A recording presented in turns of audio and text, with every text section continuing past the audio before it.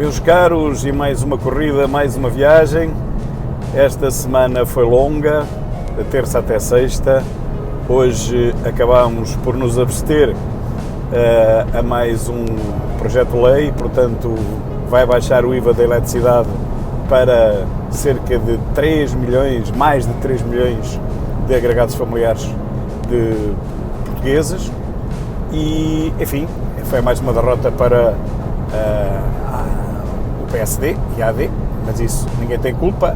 Eles, quando estão na oposição, propõem as alterações, quando chegam ao governo votam contra, ninguém tem culpa, é assim a vida, não podemos ter duas caras, não podemos ter dois discursos, um quando estamos na oposição e é fácil, e outro quando estamos no governo e é mais difícil. Portanto, é a terceira derrota do governo, que é obrigado realmente a governar ao sabor do Parlamento, mas o Parlamento é que tem a maioria dos votos dos cidadãos, portanto a democracia é mesmo isto. Quem não tem maioria absoluta tem que se sujeitar. Quem não tem a maioria absoluta e não se quer sujeitar a negociar com ninguém, acontece isto. Meus caros, esta viagem vou aproveitar, pelo menos esta primeira parte, para vos falar dos três candidatos, quatro com o nosso embaixador Tanger Correia, mas para já vou falar dos três outros principais candidatos. Primeiro, a morte temida, como eu sempre lhe chamei. Atenção que isto não é o deputado que está a falar, isto é o não deputado, isto é um comenteco, um opineco como todos os outros que andam nas televisões de esquerda, só que como não há nenhuma televisão de esquerda que me contrate, faço a minha própria televisão, que é uma televisão de centro, nem a de esquerda nem a direita. Dou razão à esquerda quando a esquerda tem razão e dou razão à direita quando a direita tem razão. É claro que, estatisticamente, mais de 90% das situações tenho que dar razão à direita, por isso mesmo, porque a direita tem razão, na minha opinião. Então temos a morte temida, a doutora Marta Temido, que é a candidata menos provável e menos eficaz de todos. Uma candidata que não tem uma opinião firme sobre coisa nenhuma. A única verdade que nós sabemos dela é esta: qualquer coisa que se lhe pergunte, a resposta começa sempre pela mesma palavra, que é depende. Portanto, ela devia chamar-se Marta Temida Depende, ou Marta Depende Temida, talvez fosse melhor assim. Ora, e não há muito mais a dizer. Eu ontem ouvi uma entrevista que ela deu na Rádio Observador, rádio da Iniciativa Liberal, e eu estava estarrecido porque a mulher não consegue ter uma opinião formada sobre nenhum assunto de todos aqueles que lhe foram propostos, assuntos que estão na ordem do dia, assuntos europeus, candentes, e ela, mesmo sobre os mais dramáticos, como o Pacto das Migrações, ela não tem nenhuma ideia. Ela diz sempre depende. Como é que votaria, doutora Marta Temido? Bem, depende, é sempre assim. Se as medidas forem tomadas por outras famílias políticas, está mal, vota contra. Se as mesmas medidas forem tomadas pela sua família política, estão bem, e ela vota a favor. Espero que tenham percebido que as medidas são as mesmas. Ela vota contra ou a favor, lá está, depende. Portanto, temos uma candidata zero, como sempre foi zero em termos de política. Não estou a falar das vacinas nem da Covid, estou a falar de política. Politicamente ela sempre foi zero. O segundo candidato, Sebastião Bugalho, é uma picareta falante, uma metralhadora. Quando ele era comenteco, dizia coisas, 90% delas acertadas, só quando falava do Chega é que aquele ódio vinha-lhe todo acima, mas tirando isso, ele acertava em 90%, na minha opinião, claro. Sou eu que estou a comentar, o comentador. Na minha opinião, ele acertava nas análises que fazia. Agora que é candidato, não acerta em nenhuma, porque ele também não tem uma ideia para a Europa. Se bem que, ultimamente, estudou umas coisas, uns dossiês assim por alto, leu aquilo na diagonal e realmente, lendo na diagonal, ficou com umas ligeiras ideias. Depois deve ter feito os telefonemas, lá se deve ter informado daquilo que era para votar e sempre tem mais algumas ideias do que a Marta Temido. Isso não há dúvida, não há comparação. Marta Temido é zero. A picareta falante, o Bugalhito, diz umas coisas, mas não é candidato para um partido como, ou para uma súmula de partidos como a AD. A gente também não sabe o que é a AD. Não sabemos se a AD são 2 partidos, se são 3, mas tanto faz, porque o terceiro partido não existe. Portanto, 2 mais 0 é a mesma coisa que 2. É um trio de 2. Sebastião Bugalho deixa muito a desejar porque não tem realmente pensamento, nem tem idade para o ter, sobre a Europa. E só se lembrou disto à última da hora, não teve tempo para estudar e, portanto, não sabe muito sobre aquilo.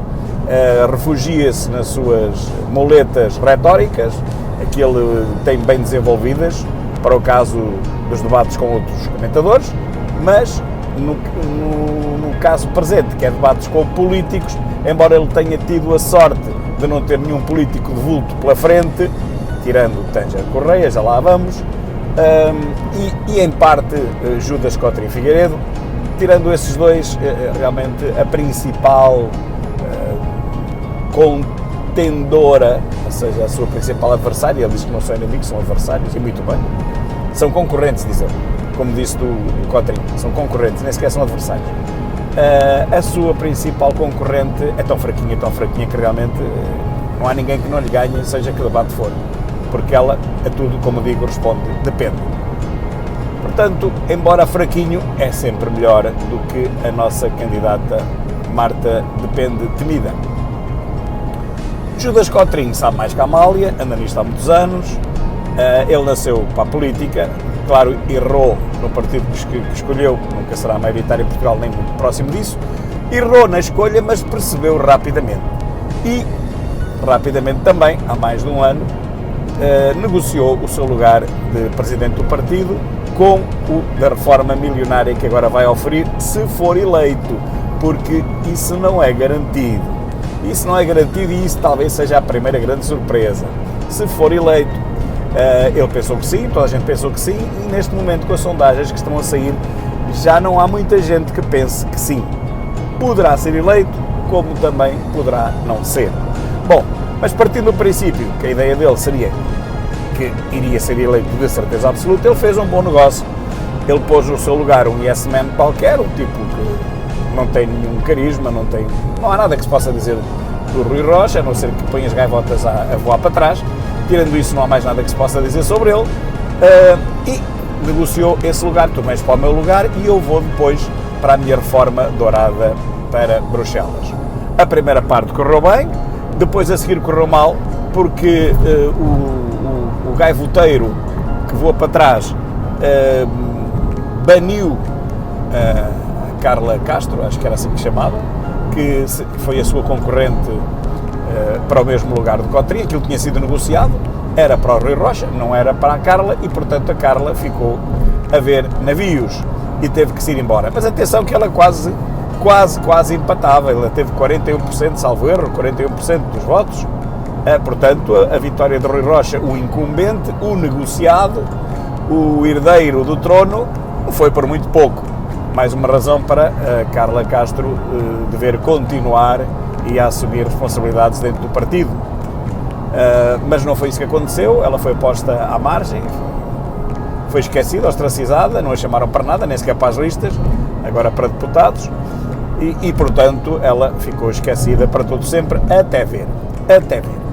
Ora, estão estes 3 primeiros, falta falar do Tanger Correia, do embaixador com mais experiência na história da democracia portuguesa, de quem toda a gente diz mal.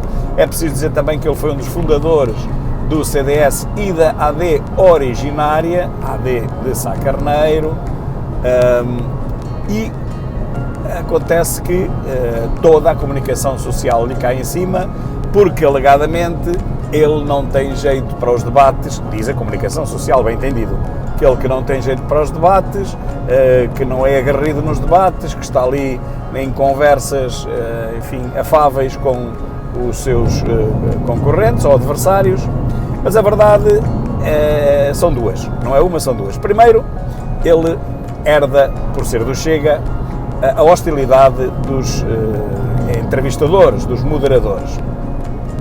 Herda também a hostilidade dos seus adversários, por ser do Chega. E depois é verdade que Tanger Correia não tem o estilo de político profissional. Não. Tem um estilo muito próprio, que para mim nada fica atrás do estilo formal de um comenteco, do comentador, que leva aquelas respostas engatilhadas, aquelas frases feitas, leva ali aqueles soundbites próprios para serem despoletados na hora certa, para depois os jornalistas irem buscar esses mesmos soundbites. Ele não joga por aí, não joga nesse campeonato que é o campeonato do político profissional, diz as coisas com toda a naturalidade, as pessoas ficam muito admiradas porque ele diz as coisas com a naturalidade, como se estivesse realmente a conversar numa mesa de café, num colóquio informal, e é isso mesmo que eu gosto dele. E digo mais, e digo que isso vai ser a grande surpresa no resultado dos finais, porque embora ele não tenha, isso é verdade, o traquejo, a estaleca, aqueles recursos retóricos dos outros políticos profissionais, outros também não têm, não é? O caso da Marta, da morte temida, também não tem recursos nenhuns. Mas, em princípio, o político profissional tem-nos, tem uma carteira, tem um back-office com esses recursos retóricos que Teixeira Correia não tem, e, portanto, não recorre a eles, e isso já é bom. Já mostra que ele pensa pela sua própria cabeça, que pensa na hora, que dá respostas espontâneas, que não leva, digamos, as coisas encomendadas nem escritas por ninguém. E isto é muito importante, porque eu não sei se é isto que acontece com muitos dos outros comentadores. Eu cheiro-me a esturro algumas respostas que alguns outros comentadores dão, porque eu já as ouvi em outros lugares e ditas por outras pessoas. Ora, no caso de Teixeira Correia, vê-se perfeitamente, dada a sua pouca experiência nestes debates com estes comentecos, vê-se perfeitamente que ele não traz nada estudado para despoltar ali, não tem aquele vício que os comentadores profissionais têm e os políticos também, que é quando não sabem nada sobre a pergunta que lhe é feita, dão uma resposta qualquer que nada tem a ver com a pergunta. Todos eles fazem isso. Teixeira Correia não. Ele é genuíno, ele é íntegro, quando não sabe diz que não sabe, ao contrário dos outros que não sabem muito mais coisas e nunca dizem isso, e portanto temos em nossa presença, quando vemos falar, uma pessoa íntegra, honesta, séria, correta, não um jogador do Big Brother, não um artolas qualquer que foi para ali posto porque é conhecido nas televisões, não uma senhora a quem temos que pagar um esforço que fez no combate à pandemia. Portanto, de todos estes 4 principais candidatos, o mais esperto politicamente é o Cotrim, mas pode ser que tenha azar, pode ter que tenha feito um jogo que não lhe vai acabar de feição. A mais ignorante de todas é realmente a doutora Marta Depende Temido, e a picareta falante é o Bugalho, mas ele fala e pouco ou nada se aproveita. E depois temos realmente uma pessoa que correu o mundo, e não foi assim há tantos anos, como diplomata do Estado português, como embaixador do Estado português, e que sabe realmente das matérias da geopolítica, embora, e este é o seu único defeito, talvez não tenha o maior poder de comunicação como tem o picareta falante Bugalhito ou como tem o espertalhuço Judas Cotrim Figueiredo. Destes 4 não há dúvida nenhuma. Só há um voto e nem sequer há dúvidas sobre uma segunda hipótese.